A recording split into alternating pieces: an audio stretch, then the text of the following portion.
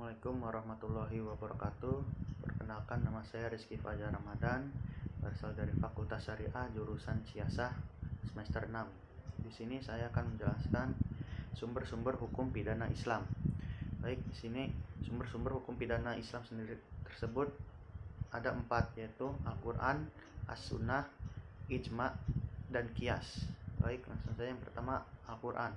Al-Quran adalah sumber hukum ajaran Islam yang pertama yang memuat kumpulan beberapa wahyu yang telah diturunkan kepada Nabi Muhammad SAW. Di antara isi kandungannya adalah peraturan kehidupan manusia dalam hubungannya dengan Allah.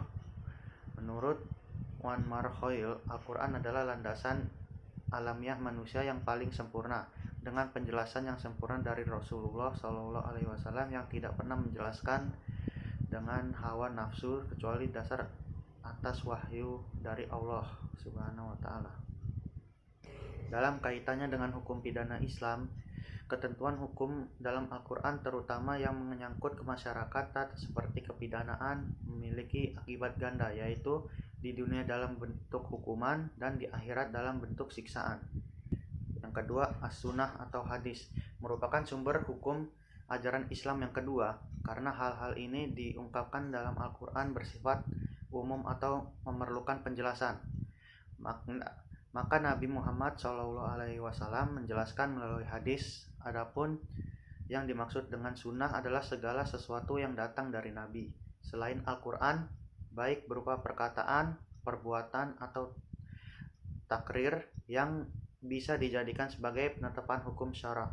Fungsi dari As-Sunnah sendiri adalah untuk menafsirkan, menjelaskan Al-Quran. Ayat-ayat Al-Quran yang menjelaskan dasar permasalahan sesuatu, maka hadis berfungsi untuk menjelaskan. Yang ketiga, ijma. Secara bahasa berarti bulat atau berazma. Untuk melaksanakan sesuatu juga berarti bersepakat atau sesuatu.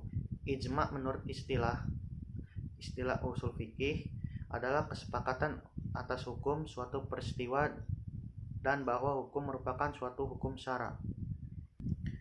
Macam-macam ijma. Ditinjau dari segi caranya, ijma terdiri dari 2 macam, yaitu ijma sahir dan ijma sukuti.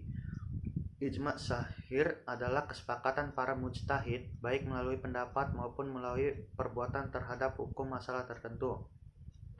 Ijma sukuti adalah pendapat sebagian mujtahid pada suatu masa tentang hukum suatu masalah, sedangkan para mujtahid lainnya hanya diam saja meneliti pendapat mujtahid yang dikemukakan di atas tanpa adanya menolak pendapat tersebut.